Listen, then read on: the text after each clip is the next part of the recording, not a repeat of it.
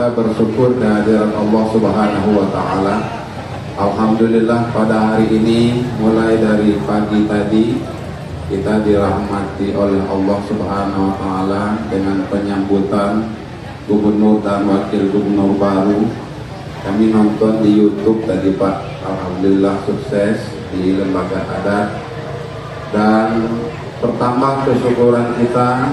Alhamdulillah hari ini kita hari pertama puasa Ramadan 1446 Hijriah, dan kita juga bersyukur pada tahun ini tidak ada perbedaan Pak Gubernur. Kalau tahun-tahun sebelumnya, terutama kami di Kementerian Agama ini harus mengelola perbedaan itu secara baik. Alhamdulillah, dan insya Allah puasa kita ini membawa barokah. Amin ya rabbal alamin. Kepada junjungan kita Nabi besar Muhammad sallallahu alaihi wasallam, mari kita menyampaikan salawat dan salam. Allahumma sholli ala sayyidina Muhammad wa ala ali sayyidina Muhammad. Umat yang sangat beruntung itu adalah umat Islam, Bapak-bapak. Sangat nampak kasih sayang Allah kepada kita ini, tidak bisa kita pungkiri. Makanya di dalam Al-Quran itu ada beberapa ayat yang memerintahkan kita bersyukur. Wa may yashkur fa innama yashkur li nafsihi wa man kafara fa innallaha ghaniyyun hamid. Bersyukurlah kamu, sesungguhnya kesyukuran itu untuk dirimu. Jangan-janganlah kufur karena Allah itu maha mulia dan maha kaya. Ini perintah Allah. Betapa kasih sayang Allah itu nampak kepada kita manusia ini. Ketika Allah baru berencana menciptakan manusia ini, Allah mengumumkan di dalam Al-Quran surah Al-Baqarah ayat 30. Wa idz qala rabbuka lil malaikati inni ja'ilun fil ardi khalifah. Ingatlah ketika Tuhan akan menciptakan seorang manusia di bumi ini yang akan dijadikan khalifah. Jalaluddin As-Suyuti dalam tafsirnya mengatakan bahwa khalifah itu maksudnya adalah makhluk Tuhan yang diturunkan oleh Allah ke dunia ini untuk mewakili, untuk mengurusi dunia ini, untuk memelihara dunia ini, agar dunia ini bisa berjalan sebagaimana mesti. Tidak cukup di situ, Pak, kebanggaan Tuhan terhadap penciptaan manusia ini. Bahkan Allah menyatakan khalaqal insana fi ahsani taqwim. Aku jadikan manusia itu dalam sebaik-baik bentuk, sebaik-baik perlengkapan. Diciptakan tangan. Dibandingkan dengan makhluk lain, badan kita ini yang paling ideal, Pak. Kita dibandingkan dengan kerbau, dibandingkan dengan monyet, dibandingkan dengan buaya, kita ini yang paling ideal. Kita ini punya tangan ideal. Mohon maaf kecuali ada yang kekurangan.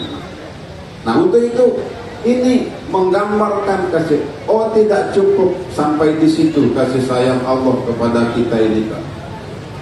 Agar kita ini teratur, maka diturunkanlah ajaran Islam dari kepada para nabi-nabi. Singkat cerita, sampailah kepada Rasulullah Sallallahu Alaihi Wasallam. Keberuntungan kita ini, Pak. Apa kata Rasulullah dalam hadis yang menjadi pokok dari ajaran kita ini? Buniyal Islamu ala khamsin, syahadatu an la ilaha illallah wa anna Muhammadar Rasulullah wa iqamis shalah wa ita'iz zakah wa shaumi wa hajjul baiti wa shaum Ramadan.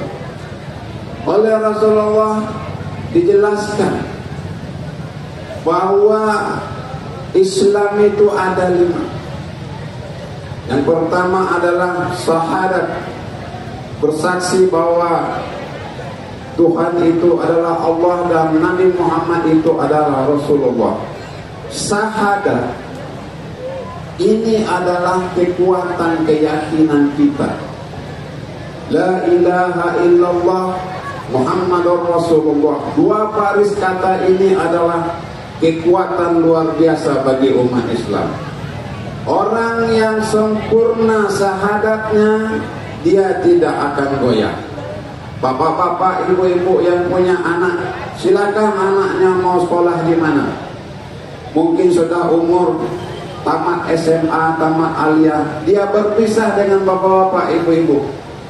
Tapi kalau syahadatnya sempurna, bapak-bapak, ibu-ibu, tanamkan kepada anak kita itu, insya Allah dia akan terus memegang ajaran tauhid ini. Wa iqamis shalah, mendirikan salat. Salat ini adalah pendidikan karakter. Kalau dalam manajemen Islam itu karakter building, penguatan karakter. Beda Pak, orang yang sholat dengan yang tidak sholat itu berbeda. Dari sikapnya, cara bicaranya, sopan santunnya. Ibu kalau mau anaknya baik, kejam-kejamlah dalam sholat. Saya Pak Gubernur, alhamdulillah sekarang saya sudah kalau ingat ayah saya. Kalau ulang sholat Pak, kejam ayah saya. Dia imam masjid Pak. Pernah piring saya mau ditayamumnya Pak, bayangkan. Gara-gara maghrib saya balik main bola, belum sholat makan Pak, ikut makan, ditariknya piring saya. Los, saya ingatkan kau belum sholat, tak ada kau di masjid tadi katanya. Kalau kau lanjutkan makan, aku tayamumkan piring kau. Sampai hari ini saya ingat Pak, dan saya rindu dengan ucapan bapak saya itu. Ketika saya udah dewasa, saya temui bapak dulu pemarah, bukan marah bos. Saya itu sayang. Nanti kasihan kalau kamu ini sholatnya lalai. Kemudian wa ita'iz zakat, menunaikan zakat. Ajaran zakat ini menggambarkan kepada manusia, kepada umat Islam, jangan serakah, jangan tamak.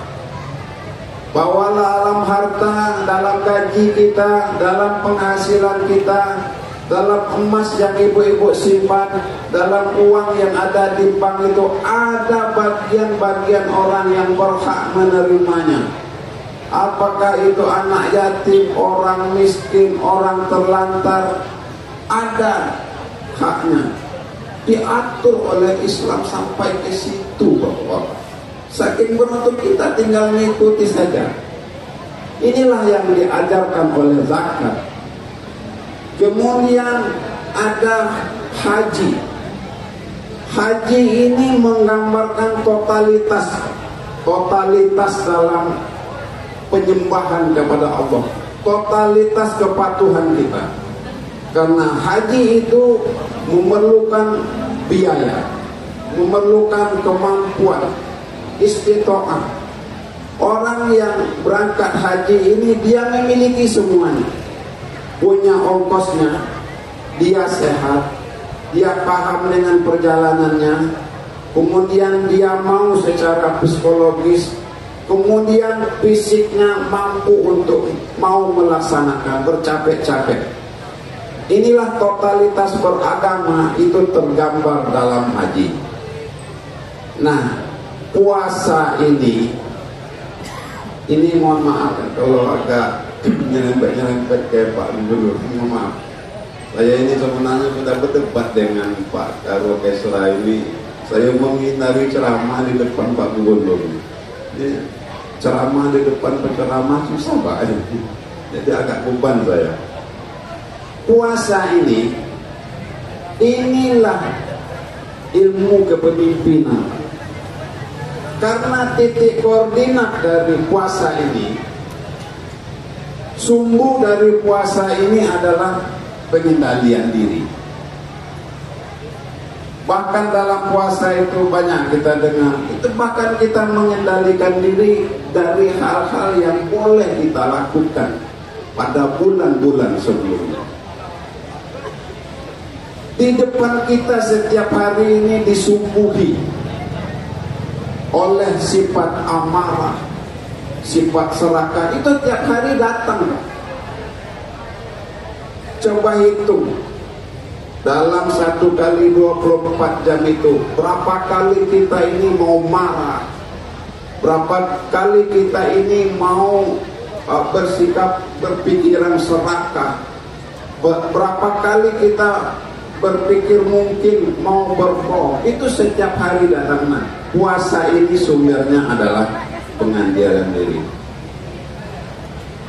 Kalau kita baca sejarah, pemimpin-pemimpin yang dulu, zaman dulu, termasuk para nabi dan rasul, ini menggunakan puasa ini adalah sebagai atribut dan perisai.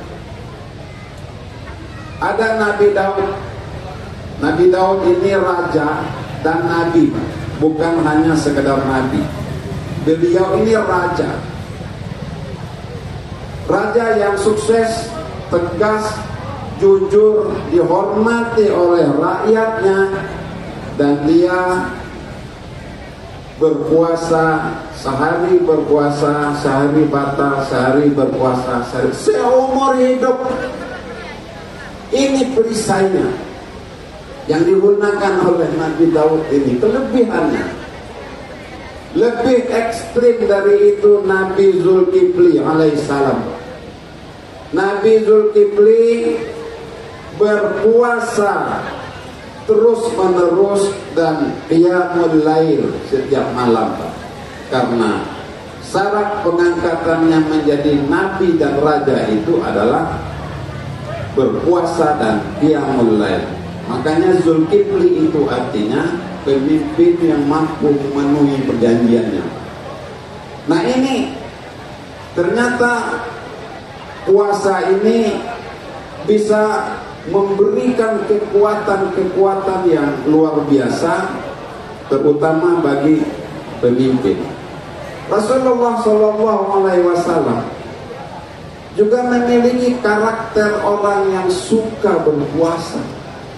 Asal makanan dikit, makanan tak cukup, dia langsung berpuasa Rasulullah. Kemudian dalam hari-hari tertentu, misalnya pada bulan Sya'ban, bulan sebelum ini kemarin, setelah bahkan mulai dari bulan Rajab itu Rasulullah SAW berpuasa, dan bahkan beliau berpuasa terutama ketika nisfu Sya'ban. Kenapa? Karena kata Rasulullah SAW bahwa di pertengahan Sya'ban itu amal-amal, catatan-catatan amal itu akan dibawa ke Allah, diperlihatkan kepada Allah Subhanahu wa Ta'ala. Tapi apa kata Rasulullah? Saya lebih suka ketika amal saya itu dibawa naik kepada Allah Subhanahu wa Ta'ala, saya sedang berpuasa. Bahkan Rasulullah SAW, walaupun dalam hadis itu secara tekstual tidak disebutkan, tapi ini Rasulullah sebenarnya menggunakan puasa itu mendampingi amal-amal yang lainnya, karena Allah suka dengan puasa ini, Pak. Suka. Makanya dalam satu hadis Allah berkata, puasa itu untukku dan aku yang akan membalasnya, kata Allah. Suka, senang Allah Subhanahu wa Ta'ala melihat kita dalam hati, ya Allah haus, ya Allah lapar. Allah itu suka kita menahan haus, menahan lapar karena kepatuhan kepada Allah Subhanahu wa Ta'ala. Bapak dan ibu-ibu sekalian, segera itu mungkin salah satu hal yang utama adalah bagaimana kita mengambil dari filosofi puasa. Dan insya Allah Pak Gubernur, Pak Wakil Gubernur, kami juga akan berkomitmen untuk menampingi Bapak berpuasa 5 tahun ke depan, Pak. Ya, Pak Gubernur dan Pak Gubernur dan Pak Wakil Gubernur harus berpuasa, harus mewakafkan dirinya, lebih menjadikan filosofi puasa itu terinternalisasi dalam kepemimpinannya, memberikan sesuatu kepada masyarakat Kepri ini. Kemudian dengan filosofi puasa itu insya Allah akan memberkahi Kepulauan Riau ini, baik yang datang dari langit maupun datang dari darat dan laut. Insya Allah akan berkah Kepulauan Riau ini, karena pemimpin yang berpuasa itu adalah pemimpin yang dekat kepada Allah Subhanahu wa Ta'ala. Itulah yang disebutkan dalam kepemimpinan profetik, kepemimpinan kenabian, yang dalam pembahasan tentang teori organisasi itu, inilah yang disebut dengan kepemimpinan profetik. Ini sudah banyak dicontohkan kepada kita. Bagaimana kepemimpinan Rasulullah Sallallahu Alaihi Wasallam. Yang paling terkenal itu kepemimpinan Umar bin Khattab. Sejarah belusukan ini kan diawali oleh Umar bin Khattab. Maaf, bukan oleh bupati atau gubernur sekarang. Belusukan itu dilakukan jauh lebih lama dari ini, Pak. Pak Ansar itu mungkin selama ini mencontoh belusukan beliau, Pak. Bagaimana kisah Umar bin Khattab mendatangi orang yang mau melahirkan, diusir oleh suaminya. Tidak usahlah, kami ini kecewa dengan khalifah, katanya. Tak ada ngurus kami nih. Akhirnya datang sama istrinya. Dan kepemimpinan ini turun kepada kepemimpinan Islam selanjutnya. Misalnya Abdullah bin Umar, anaknya Umar bin Khattab, hanya 2 tahun menjadi khalifah, kurus badannya, Pak. Tapi di tahun kedua pemerintah itu susah mau memberikan zakat karena tidak ada yang menerimanya. Nah, begitulah ini, dan insya Allah Kepri ini menjadi negeri yang baldatun thayyibatun wa rabbun ghafur, di bawah naungan Allah Subhanahu wa Ta'ala. Dan insya Allah kami Pak Gubernur, seluruh pejabat di Kementerian Agama, kami akan mendampingi Bapak Gubernur dan Wakil Gubernur, terutama dalam berpuasa. Kemarin saya bilang, kalau urusan masalah pemotongan ini kecil lah Pak Gubernur. Saya panggil semua kepala kemenang, kepala bidang, apa yang kamu ributkan dengan pemotongan ini? Ayo kita sabari, gitu. Pergilah kita ke kampung-kampung. Selama ini kita ini terlalu tergantung dengan hal-hal yang seperti ini. Masa masuk masjid mau pakai SPPT juga, kan tidak mungkin, Pak. Ini yang terjadi selama ini di Kementerian Agama ini kan. Kalau saya masuk masjid SPPT sebulan, saya jadi kanwil sini, habis SPPT saya, Pak. Tidak ada lagi perjalanan, tidak bisa kadar masuk. Nah, banyak hal-hal yang bisa dilakukan tanpa memerlukan biaya, cuman kita nih mau apa enggak. Dan kami juga sudah mengingatkan kepada kawan-kawan agar betul-betul mengabdikan diri kepada masyarakat Provinsi Kepulauan Riau ini, terutama kawan-kawan yang di wilayah-wilayah kepulauan.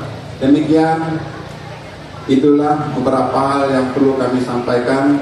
Kami mohon maaf Pak Gubernur jika ada kesalahan dan kekeliruan, Pak Kejati, mohon maaf. Dan mungkin Pak Ismet, saya baru kali ini ketemu selama menjadi kanwil. Sekalian juga perkenalan dan mohon izin, saya bertugas di Kepulauan Riau ini mulai dari bulan Oktober yang lalu, dan alhamdulillah saya berterima kasih atas penerimaan masyarakat Kepulauan Riau, termasuk tokoh-tokoh agama, tokoh-tokoh masyarakat, termasuk Pak Gubernur, yang dari awal kami berkomunikasi dengan beliau, dan saya merasa senang dan bahagia bertugas di Kepulauan Riau ini. Mudah-mudahan kami berdoa Pak Gubernur dan Wakil Gubernur sehat selalu. Semua tugas dan kewajiban yang diberikan kepada Pak Gubernur dan Pak Wakil Gubernur menjadi amal ibadah di sisi Allah Subhanahu wa taala. Allahumma afiq ila aqwamit thoriq. Wassalamualaikum warahmatullahi wabarakatuh.